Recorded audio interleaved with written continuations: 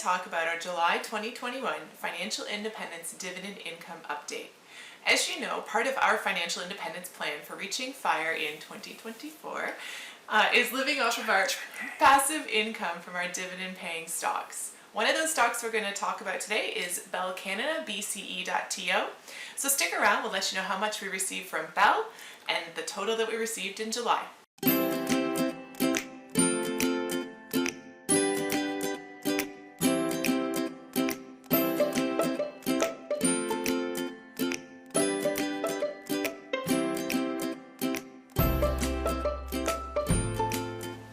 We consider ourselves hybrid investors. You might ask why. It's just because we invest in different sectors and we also invest on the Canadian market, on the US market and the global exposure, so outside Canada and the US. As of today, we have been investing since last year, right? That's when we basically started our journey to financial independence. And speaking about journey, my name is Jean. This is my lovely wife, Christine. We are in Canada. We are actually located in Toronto. And this is the channel that we have been sharing with you our journey to financial independence. That's right. It started back in 2019, where we had around $60,000 in consumer debt, which is finally over, and ever since we have been working really hard in sharing the journey here on YouTube, and hopefully by the end of 2024 or 2028, you might decide who is right. We will be financially independent, and as a result, we can do whatever we want in our lives. Most importantly, yes, having time. That's what we are looking for. As Christina has mentioned before, we are going to be sharing with you our dividend income. Feel free to use the chapters and then you can see, you can skip from different sections in the video. So give us a thumbs up and help us share the video with other individuals who are also pursuing FIRE, which stands for Financial Independence Retire Early. Enough talking, let's just go and See the dividends. see the dividends. The first position we're going to talk about today is VIU.TO. VIU is an international ETF that we hold. We've actually increased this position quite significantly, and we're hoping to keep increasing it almost at the same rate because we really want to build up that international exposure. So currently we received $165.78 from VIU.TO. We've actually increased our position by 259 shares, so we currently own 557, and that's an increase for us of 81%. Now let's discuss our Canadian allocation. The first one that we received dividends from is Algonquin. The ticker symbol is AQN.TO. Last July we received $219.82, and as of today we hold 1,044 shares. Compared to the previous quarter, we actually have an increase in 9% of our income. It's just because Algonquin increased its dividend. The next one is BCE.TO. That's Bell Canada. We're actually going to talk a little bit more about Bell and why we hold Bell a little bit later. But in July, we received from Bell Canada $302.75. We didn't increase our position at all with Bell. We currently own 346 shares. Moving along, we are going to talk about REITs, and the first one is RioCan. The ticker symbol is REI.UN.TO. RioCan pays monthly, and last month in July we received $19.20. We still hold the same number of shares, which is 240, and no increases since last month. So the next REIT that we have in our portfolio is VRE.TO. We might actually look at changing this particular position up a little bit. But regardless, last month we received $2.37. We owned 27 shares and we have not increased that position. And moving out of the REITs, our next stock that we're going to talk about is another telecom actually here in Canada, Telus, so it's the ticker T.TO. From Telus in July we received $316.20. We currently own 1,000 shares of Telus, and that's actually an increase for us of 185 shares, which represents about a 20% increase in our dividend. The next position is Power Corp. The ticker symbol is POW.TO, and we do own Power Corp in two different accounts. So last month in July we received $157.53. As of today, we have 352 shares. Compared to the previous quarter, we increased our position by 286 shares, and which represents an increase in 81%. You might ask, how is it actually possible? Take a look on the video up here where Christine shares her side hustle. So that's why all the profits that she gets from this side hustle, she is actually investing in Power Corp. That's why you see a higher increase. Yeah. Good job. I don't know. Last month was a slow month, but we'll see. And lastly, our final position is XEI.TO. Again, smallest position in our portfolio.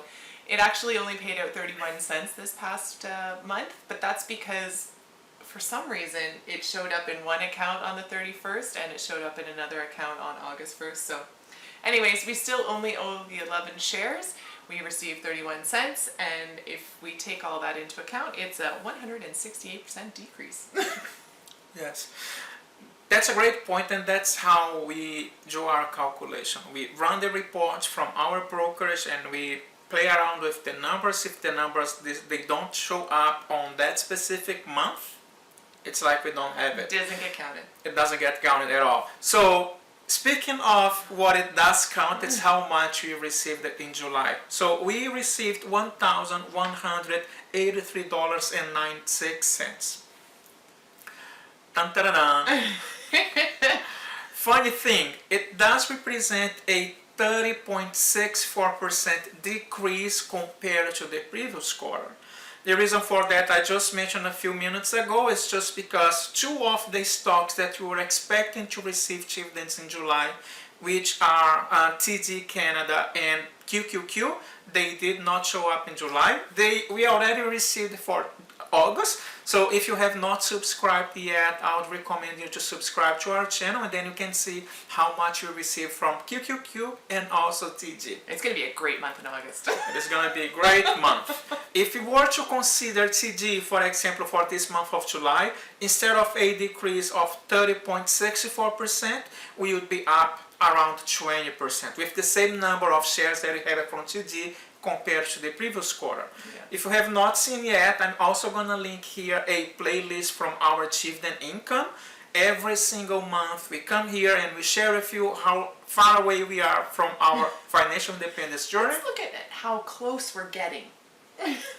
Not how far away. I like that. So it's just a way to see how close we are from our goal of $40,000. That's why we still don't know if it's going to be 2024 or 2028. But so far we're doing pretty good. Yeah. From our Canadian allocations year to date, we have $7,459.27. That's actually representing about 78% of our dividend income. The second one is our US exposure, where we have received $1,871.13. We don't do any conversion at all, it's 1-to-1, so we can keep track on where we are. Mm-hmm. And from our international exposures, we've received $222.45. For a grand total year to date for our dividend income of $9,552.85, almost $10,000, Yes. which actually represents 24% of our goal of $40,000 a year. Yeah, that's definitely a great increase. We have been working really hard, and if you have been following our journey to financial independence, you know it's not easy. We have made so many changes on our investment portfolio, so it does fit what we are looking for, and it might be different from what you are looking for. So do a favor to yourself and also to ourselves. I'm gonna sleep really good tonight if you think about the kind of investments that fits in your financial situation, because it does change from one person to another one. Having said that, if you wanted to do something different, not only share with you how much we have made, but also what are the companies that we are investing on and the reasons why we are investing in these companies. It might help you as well. And just keep in mind, we are not financial advisors. Do your own research and make sure that it does fit in your portfolio or not. The one that we want to talk today is Bell Canada. Yeah, so like I explained before when we were going through the dividend income, one of the companies that we hold, and we hold quite a large position actually in Bell Canada, so BCE.TO. It's one of Canada's oldest companies. It was actually founded back in 1880, so it's been around for a long time. It's gone through a lot of changes as well. But it's a telephone company. It's a telecommunications company here in Canada. So it's one of the top 3 telecommunications actually. There's Bell, Rogers, and Telus. We own 2 of them. We actually don't own Rogers, and I don't know whether we will, but we'll see down the road. And yeah, it trades under the ticker, like I said, in Canada of BCE.TO, but it also trades in the US under the ticker BCE. Yeah. Funny factor is Bell is considered a dividend aristocrat here in Canada. There is a difference between Canada and US, the definition of a dividend aristocrat. Here in Canada, you are considered an aristocrat if you have a market cap of at least $300 million, if you have increased dividends for the past 5 consecutive years, and if you are listed on the TSX. When you do compare an aristocrat in Canada with the US, in order for you to be considered in the United States, you actually need to have raised your dividends for 25 consecutive years. Yeah. Bell is actually right in there, and they'd probably be considered a dividend aristocrat in the States as well. There was one year where they suspended the dividend increase. They didn't increase their dividend one year because there was some stuff going on with the Ontario Teachers Pension Plan, but they've actually increased their dividend on a consistent basis since the mid-80s, I believe. So yeah, they do a very good job. So another reason that we also look at Bell Canada is part of their social responsibility here in Canada. Bell has a program, it's called Bell Let's Talk Day, and it's all about mental health and mental health awareness. And they donate, they have all these filters that you can put on your Instagram and your Facebook and whatnot. And for each person that does that, Bell matches and donates money to different mental health initiatives across the country, which is really important, I think. Especially with COVID. We really enjoy companies that either have that social impact to them or the environmental awareness to them, things like that. I don't know, that's just for us, but everybody's different. Let's now discuss the reasons that you do invest in Bell. So yes, that's definitely this aspect that you have mentioned before, but let's go to money. At the end of the day, that's what matters to us. As we are recording this in July, Bell has been increasing its dividends from 10 plus years, which is great, and the dividend from Bell is around 5%. Yeah, that's a pretty good dividend, especially here in Canada. We don't have a lot of super high yielding dividend companies or ones that are really stable but have a really decent dividend income. So we enjoy that. And they've also increased their dividend on average about 5% a year. So that more than keeps pace with inflation right now, which is also quite important to look at. Exactly. It might not be higher, it's more, I guess, flat, which is okay with us, right? So yeah, there's no great massive dividend increases. It's just a nice consistent dividend increase year over year. Yeah. One thing that we talked about in a previous video and that we look at when we evaluate a stock is the company's payout ratio. Now, if we look at Bell right now in this moment, their payout ratio is right around 124%, which is high for us. We like to keep our payout ratios between 80 and 75%. But there's good reason for this particular payout ratio, and it's not a common thing for Bell. It's just been in a few of the past years. And what are the reasons that it's so high?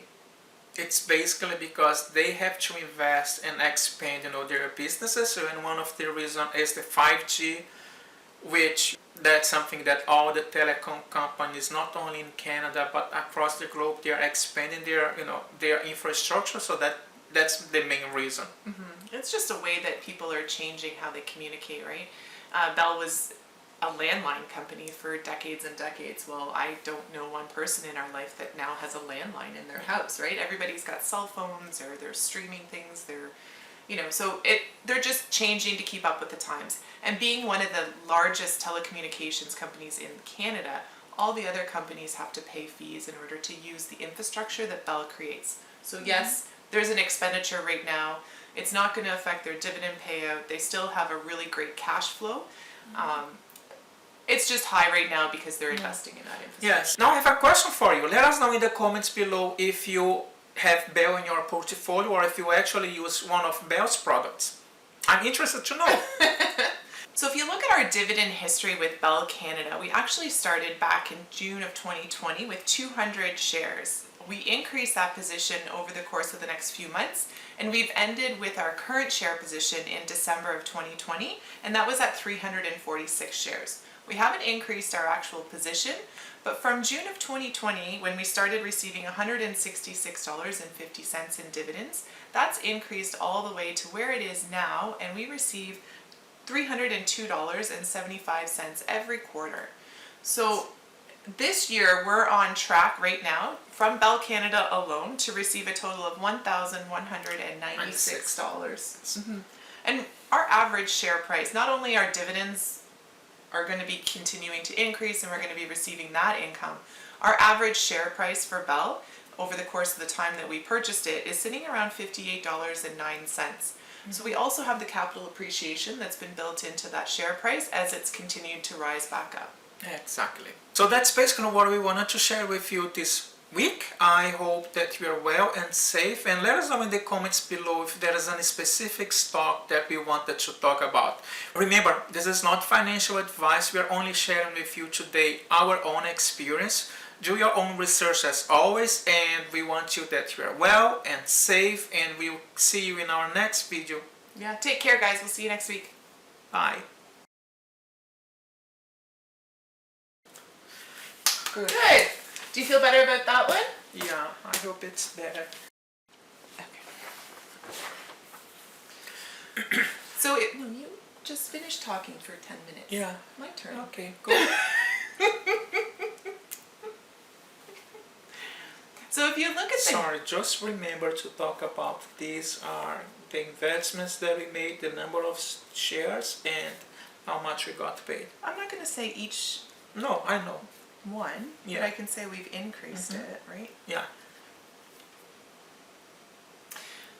Go down.